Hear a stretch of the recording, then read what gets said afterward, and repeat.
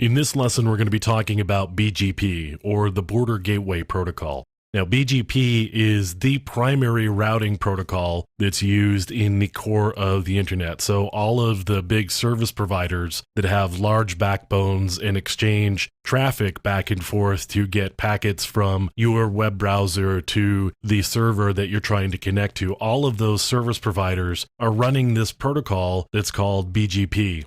Now, BGP is a distance vector routing protocol. What that means is that there's information shared between the routers about the path that they know about to get to a particular destination, as well as how far away it is. Routers can make determinations based on metrics like how far away something is and how quickly they think they can get a packet there.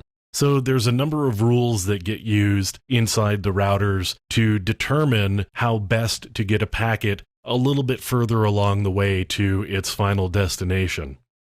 I've got here a packet capture of a portion of a BGP session. Now you can see here that we're setting up the BGP session in packet number 5. What we're doing is we are sending TCP messages to the BGP port, which is port 179. You can see here we are doing a synchronize message to port 179. And BGP is kind of unusual in that it uses TCP messages to transfer data between neighboring routers. The routers actually have to be configured to have neighbors. So you would configure a router that was connected to you to be a neighbor and someone that you would trust to share routing information with. So we're setting up the connection here so you can see the SYN message go out. And then we've got the SYN ACK and finally the ACK. That's the three-way handshake that is used to set up the TCP connection. There's one advantage to using TCP here. Yes, sometimes it can be a little bit slower, in part because we have to set up this three-way handshake and set up the connection. But the nice thing about it is that once that connection is set up, I can pretty well trust that the messages that are going back and forth are actually originating from the device I believe that they are originating from, or the device that says the message is originating from. UDP, it's much harder to do that because there's not that connection. There's nothing like the fields in TCP, like the sequence number and the acknowledgement number, that give you some verification that that's who is really sending the message. So BGP is a little bit more secure than some of the other routing protocols. You can see here we get an open message. If I scroll down here to the BGP portion of this, you can see the open message. You can see the autonomous system number, and that's something that's used in BGP to define the different network areas. Each network area would get an autonomous system number, or AS number, and that AS number defines the routing area that exists within that particular network. So there's a number of IP addresses and IP blocks that that particular network area knows about, and so those are the pieces of information that's going to share with its neighbors.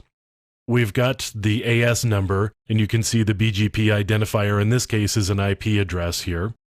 We've got open messages going back and forth. So we send an open message from .15 to .33, and then .33 to .15 sends an open message back. BGP actually uses KEEPALIVEs to make sure that the connection between the two routers stays open. So you can see these KEEPALIVEs going back and forth. Now down here, I'm actually seeing an update message. So an update message would include information about a particular network and how far away that network would be and the information about it. So here we've got the network 10.0.0.0/8, and it looks like the next hop is going to be .33, which you can see here in the source is where this message originates from. And you can see here that we've got a local preference of 100, so that would be the weight that's being used. And we've got some communities, and there's no autonomous system path in this case. But here's a message telling this .15 router about a network that .33 knows about. So we've got some information about this 10 network. .15 is actually going to update its routing table based on this information. So if it gets a message for 10.0.0.0 or anything in that address range, then it's going to consult its routing table based on this update and maybe send the message to .33 if that's the fastest way to go. So BGP, as I said, is the core routing protocol on the internet, and it's one that you would see a lot if you were working at a service provider, but definitely not one that you would see a lot if you were working at a small business. Maybe if you were working at a large-scale enterprise. There are actually a couple of variations of BGP. There's iBGP and eBGP. One would be interior and one would be exterior. So eBGP would interface with other service providers or other large enterprises, whereas iBGP would handle the inside part of the network.